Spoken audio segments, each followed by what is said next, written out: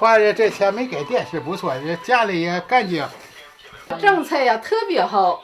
现在是乱。采取严格的污染减排措施，尽量减缓污染加重的程度。 중국 정부는 하루가 멀다 하고 자동차 2부제나 공장 가동 중단, 대규모 야외 행사 금지 같은 응급 조치들을 내놓고 있습니다. 그러나 임시 방편적인 규제가 효과를 거둘지는 알 수 없습니다. 국내 초미세먼지의 원인이 중국발 스모그만은 아닙니다.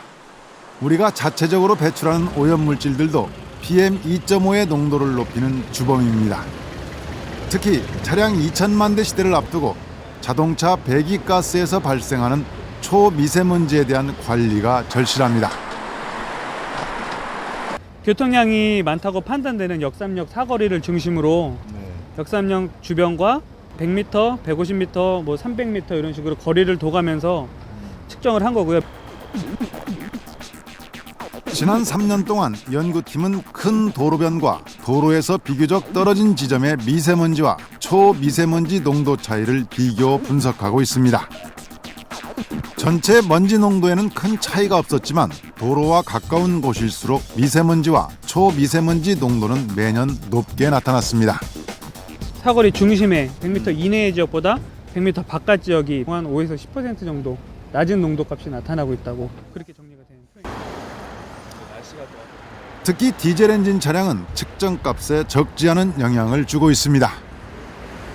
디젤 차량이 지나갈 때 순간적으로 그 데이터를 보게 되시면 PM10이나 PM2.5에서 상당히 높은 폭으로 증가하는 것을 파악할 수 있어서 국제적으로도 디젤 배출가스의 위험성에 대한 인식이 높아지고 있습니다. 지난해 6월 세계보건기구는 디젤 엔진 연소물에 고도의 발암성 물질인 비소, 성면과 같은 독성이 있다고 밝히고 1군 발암물질로 상향 조정했습니다. 이번엔 우리 생활 속의 PM2.5의 농도를 측정해봤습니다.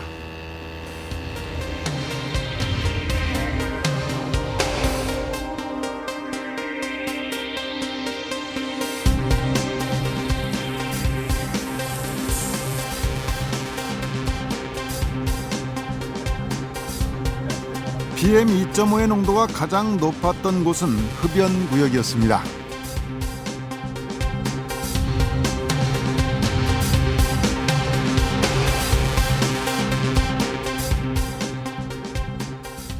특히 그 PM2.5들이 담배나 혹은 다른 소스에 의해서 다른 배출원에 의해서 유해하게 나오는 업체에서는 이러한 기준들을 적용시켜서 관리가 좀 필요하다고 생각합니다.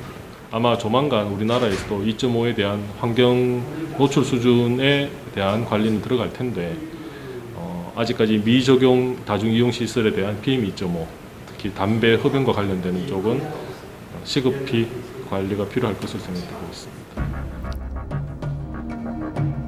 미세먼지보다 강력한 PM2.5 초미세먼지에 대한 관리는 이제 발등에 떨어진 불이 됐습니다. 환경부가 내년 시행을 앞당겨 지난 8월 말부터 수도권 지역의 미세먼지 농도를 시험 예보해왔고 내년부터는 전국으로 확대할 예정입니다. 그러나 그것도 미세먼지 PM10에 대한 것입니다. 초미세먼지 PM2.5는 시행 준비가 필요해 2015년으로 미뤄졌습니다. 하루빨리 PM2.5의 기준을 도입하게 되면 그 다음에는 모든 그 정책이 그 오염원 관리 정책이라든지 또는 오염에 대한 평가나 이러한 모든 연구라든지 이러한 모든 분야의 일들이 거기에 맞춰지게 됩니다. 국가 차원의 꾸준한 대기 관리도 중요하지만 황사 마스크나 방역 마스크를 착용해 먼지 흡입을 줄이는 등 일상 속에서도 좀 더 안전할 수 있는 방법을 찾아야 할 것입니다. 도로변을 다니실 때 조심해야 됩니다. 도로에 아무래도 오염 상태가 높기 때문에 꼭 필요한 경우가 아니면은 좀 도로가 아닌 한 블록 그 이쪽 안쪽으로 이렇게 걸어 다니셔야 되고 또 예를 들면 길을 건널 때도 차가 많이 다니는 거 앞에서 기다리지 마시고 좀 뒤쪽에서 기다리시다가 신호가 바뀌면 건너가고 이러한 그 생활 습관이 필요합니다.